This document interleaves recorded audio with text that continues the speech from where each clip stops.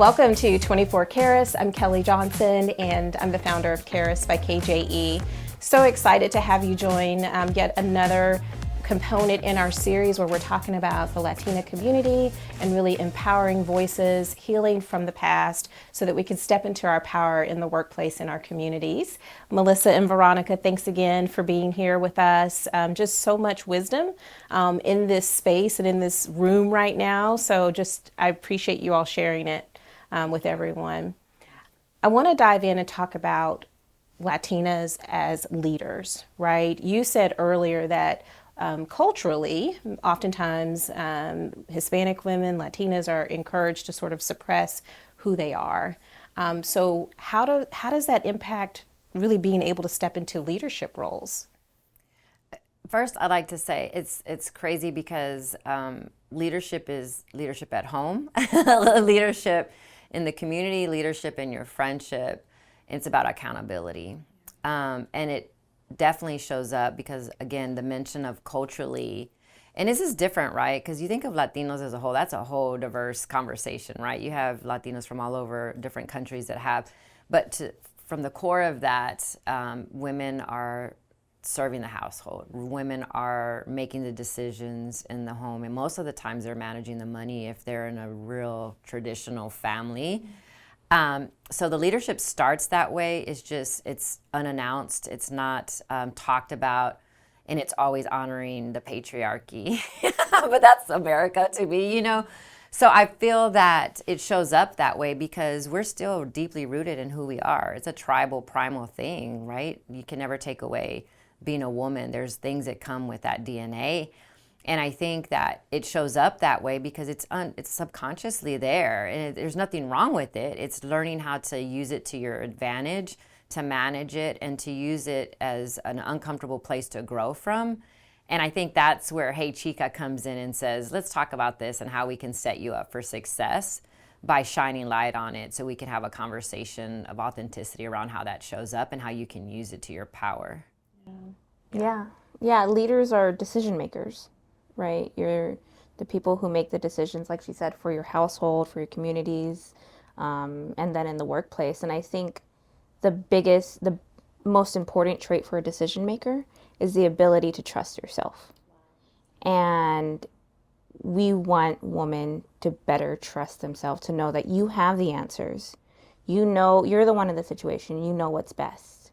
And if you can learn to trust yourself, then you're going to make the best decisions. So what are those ways women can start to foster that self-trust then? What are some things that you teach women or try to encourage them to grasp? Yeah, so our content is built around that, right? Like you talk about finances. That's a very uncomfortable conversation to have, but we know that when women are in charge of their money and their power, then there's even an elevated power that's not attainable by the natural eye or even to the norm, right? So we show them people who are leading in that. So the speakers that we bring are women that are in these roles, that are running $1 million companies, that are sitting on these corporate boards, that are thriving, and they share that story. And it's relatable, and it's someone they know, and it makes it, again, trustworthy to the content and the conversation. And we have those conversations with our speakers, and you're like, we don't want the talking head. Like, then thank you, but no thank you, you know, because it compromises what's really happening. And showing them women that are doing it, and then just having an open mic where they can ask questions on how they do it. Like it's always an open mic for a conversation on like, how did you do that? Or, I mean, I'll break it down even in an instant. We just had a leadership summit for junior high girls in March of this year. And a little girl had asked me in Spanish, can you teach me how to love myself? Oh, wow. That was her first step to lead, right? To Yes. get on the microphone. She was so shy. Do you remember that moment, Melissa? She was so shy. And she told me in Spanish, and it just took over me. And I answered her back in Spanish because I wanted to be at her level, and I wanted her to know that she had the power to show herself. And that's just an example because that's leadership for her. She has to lead in her community. And even in junior high and high school, I remember I used to have to read stuff from my grandparents to translate. I used to sign my mom's name for things. So taking it back to all of that, like, we have to lead even when we don't want to. And for me, it was at the age of 6 and 7. And everyone, you even told me that when you can go back and pinpoint when you knew that you were alone. I think you told me that you had a conversation with me that was a change maker and a difference for me to go back and say, that's why we have to dig into the junior high level of leadership, you know? Yeah. I remember when I was in a corporate role that was responsible for bringing in talent, recent grads, and there was a Latina from New York that we wanted badly. Like, she was rock star. And we knew that just through conversation, right? Not an assumption, but through conversation, she's from New York. We wanted her to move to Texas, which is a whole nother kind of cultural transition. But we knew that her family was going to not make it easy for her to be that decision maker and to trust the decision that this is the right next step for her in her career. And I remember talking to the recruiter that was, they were going to make the offer, blah, blah, and I'm like, you cannot handle this offer letter and this offer the way you normally do. This is not a transaction. You need to speak to what we already know, what she's already told us about her family and the resistance they may have. She didn't know how to drive. And in New York, you don't need to know how, right? But in Texas, you do need to drive. You need to have a car.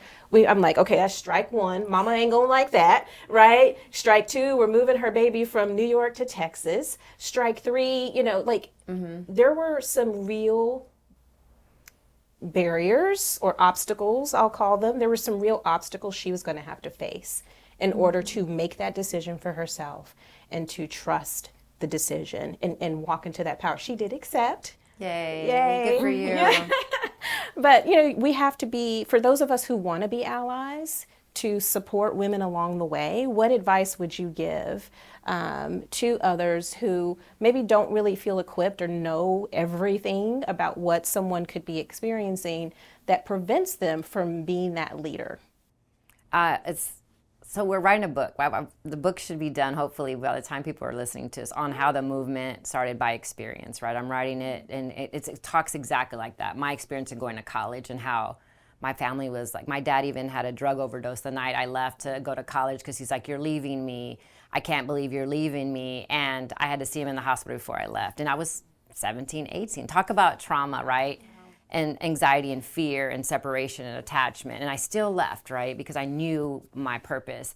But the importance of how that shows up is extremely vital to the success of what we're doing. I think that Melissa can speak on it in her own family experience, where we have to, again, take accountability, like equity and responsibility, equity and accountability. Like, at some point in our lives, a lot of people don't want to take that on, but the ones that do take it seriously, where we need to have those conversations for our young people. Like, I feel accountable to my community in the most deepest way that's probably even toxic to myself, right? Because I care so much to say that's not right. And sometimes, it closes doors in front of me they used to call me Al Sharpton, right? Because I was always like, that's not right, that's not right. And I just had to learn my power. And I know you can talk about that. Like, you see it show up in the constituents that you guys speak. I mean, you're in politics, so you see, all of that conversation happen, right? Yeah, I think that, allowing, especially for Latinas, knowing that you're allowed to experience pain and sadness and anger and all of those things, and just because you might not, now we're professionals, we've got a salary, which was unheard of for our families. Mm-hmm. My mother and my grandmother were migrant workers. Right.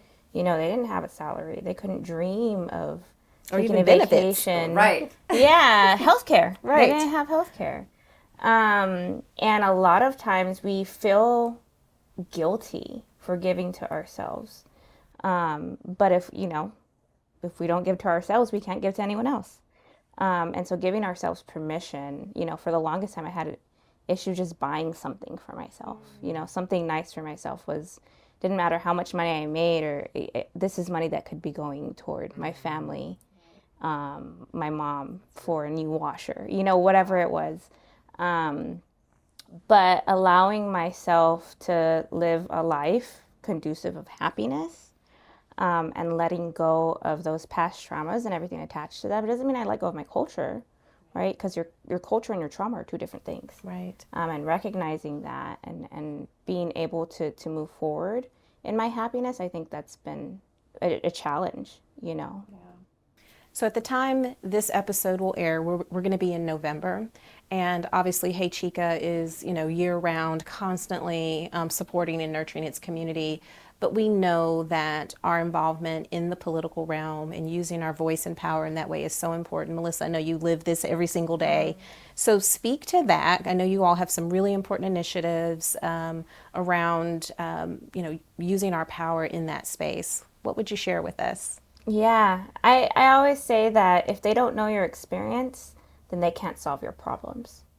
And so if we're not interjecting ourselves into places of power, if we're not sitting in our power, because and this is getting more technical, but from the justice of the peace who decides who gets evictions to the state representative and the governor who decides what you are and are not able to do with your body and your family planning, those are all people that only stay in power if we allow them to. Every vote is a vote for or against your community, for or against your livelihood and your happiness. And so unless we're involved in the systems in which we live, then we're never going to accomplish a community that serves us or a government that serves us.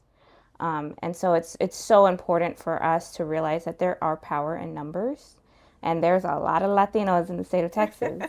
And until we start turning out, then they're going to continue to operate based off of who's putting them in power. And if it's not us, then they get to do what they want. Yeah. So what is Hey Chica doing to support that, and how can others get involved? Well, we're talking about it early on, even before November, right? We start that conversation of educating chicas on what's important to us. Just by data and numbers alone, we can pull reports and saying where the deficit is for Latinas in every category. So there's a lot of work to be done. I think leading up to this conversation, there's a huge issue. Latina equal pay is in December. So it's taking Latinas a whole year, y'all, a whole year to earn, just where a white male counterpart is. And so if that doesn't upset you, I don't know what does, as a woman who needs to pay bills and pay for gas, everything that's happening in this economy right now. If you don't stand up for your right to deserve the compensation, people don't know that affects everyone else. They think it's a me thing. I'm going to go ahead and make what I make, but it changes what everyone else makes. It comes behind you. So to teach that and educate women the impact of what really happens when you don't ask for the raise that you deserve or the equal pay that you deserve, just being equal, they need to understand the impact that happens for other women after and before, because now your barometer is now here because you are okay with that. And that should not be okay, right? That's, again, community care. So we're going to really push that. We're going to stand up and we're going to talk about Latina equal pay, even if we're just talking about it on our social platforms. That's power and awareness as well. But that's the December issue that I feel that it's going to have to be discussed and celebrated on how we can get women to celebrate their compensations, right? That's empowering. Mm-hmm. So it's super important, and I'm so glad you highlighted the Equal Pay Day in December for Latinas, and every multicultural female community has a different date, because of the amount of time it takes to equal what a white male would earn much sooner in the calendar year, right? And so it's so important for people to understand that, because we hear about the broader sort of roll up of the gender pay gap, for all women, all communities, which shouldn't exist, right? But the fact that it's worse for multicultural women is really a travesty. And if it's really a gender issue, then there wouldn't be a distinction between the different ethnicities or nationalities and communities. So I love that you all are raising awareness around the distinctness within the different communities.